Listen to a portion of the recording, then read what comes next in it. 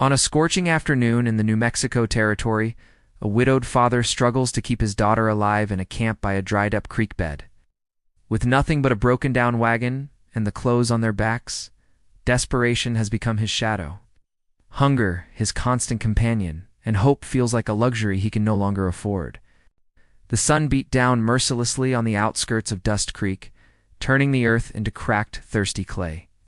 Caleb Morgan wiped the sweat from his brow with a threadbare bandana, his calloused hands trembling slightly not from the heat, but from exhaustion that had settled deep into his bones. Beside him, his daughter Lucy sat in the shade of their broken-down wagon, her small frame hunched over a tattered book she'd read 100 times before. Her dress, once white, was now the color of dust and desperation. They had been living like this for 3 weeks, since the fever took his wife. Sarah, 3 weeks since the bank seized their small homestead for missed payments. 3 weeks of wandering from town to town, looking for work that never seemed to materialize. The wind began to shift that afternoon hot, dry air turning thick with the scent of rain. Caleb looked up from the wagon wheel he'd been trying to fix with a bent nail. Dark clouds rolled low across the horizon, promising a storm. "Lucy," he called softly, "we'd better tie down the canvas before the rain hits." But before they could finish, a faint rumble echoed across the plain, not thunder, but wheels. A wagon approached, moving fast, to mules dragging it through the dust. Caleb stood, hand resting near the old rifle, leaning against the wagon frame. The rider pulled to a stop a few yards away. He was in his 50s, heavy-set, his beard streaked with silver, and his coat coated in road dust. His face carried the kind of weariness only long years on the trail could carve. "Need a hand?" the man called, voice deep and steady. Caleb hesitated. "Depends who's asking." The stranger smiled slightly. "Name's Everett." Weeks turned into months. The depot at Red Bluff was completed, a symbol of hope in the desert. Caleb took Catherine's offer and began work on her ranch. The Whitmore Ranch rose slowly from the barren land. Each board, each nail carried a piece of Caleb's will to start again. He designed stables, bunkhouses, and a home with wide porches and deep eaves to keep out the sun. Lucy attended a small schoolhouse Catherine built for the local children. Her laughter filled the yard each morning, and Caleb would stop his hammer mid-swing just to listen. At night, Catherine often rode out to where Caleb worked late under lantern light. "You don't rest much, Mr. Morgan," she said one evening. "Can't rest till it's done right," he answered, wiping sweat from his brow. Catherine dismounted, watching him for a moment. "You remind me of my father. He built his life from the ground up, too. Lost everything once, then built again stronger." Caleb smiled slightly. "Guess we got that in common." They stood there in the quiet desert dusk, the wind carrying the scent of mesquite and rain.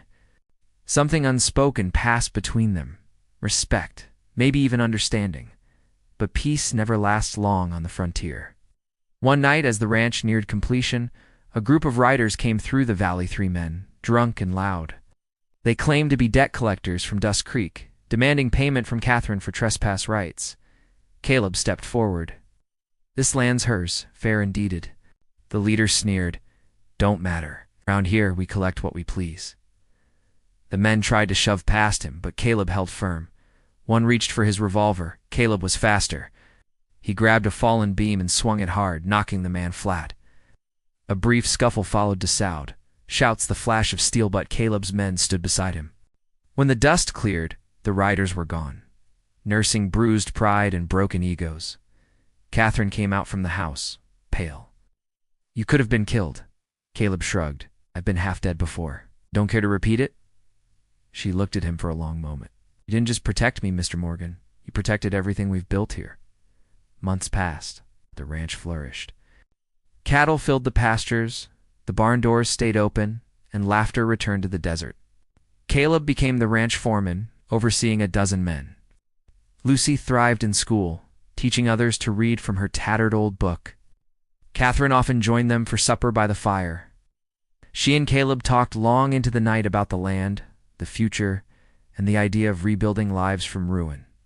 Sometimes when the night grew quiet, she'd glance at him with something soft in her eyes. Neither spoke of it, but it was their shared strength born of loss. One evening, while fixing a fence line near the ridge, Caleb saw a lone wagon coming down the trail. His heart skipped, and it was Everett Cole. Older now, slower, but smiling as he climbed down. Heard there's a good man running this ranch. Didn't realize it was you. Caleb grinned. Didn't realize you were still running the trails. Some habits die slow, Everett said, leaning on his cane. Looks like you made good on what I told you. Caleb nodded. Tried my best to pass it on. Everett looked around at the ranch, the workers, Lucy laughing by the corral. Seems you did, son. Seems you did. As the sun dipped low, the valley turned gold. Catherine stood beside Caleb on the porch of the house he built. You ever think about leaving? She asked softly. Not anymore, Caleb said. For the first time, I ain't running from something. I'm building toward it. She smiled. Then stay, Mr. Morgan. Dust Creek's got enough ghosts. Let's fill this land with the living. Caleb looked out at the horizon, where the same sun that once burned him now bathed everything in light. Lucy ran across the yard, holding a handful of wildflowers. Pa, Miss Catherine. Look what I found. Caleb took them gently. They're beautiful, darlin'. Catherine brushed a petal between her fingers. Wild things, she said softly. They bloom where they're not supposed to, just like people sometimes. Caleb met her gaze. Yeah, just like people.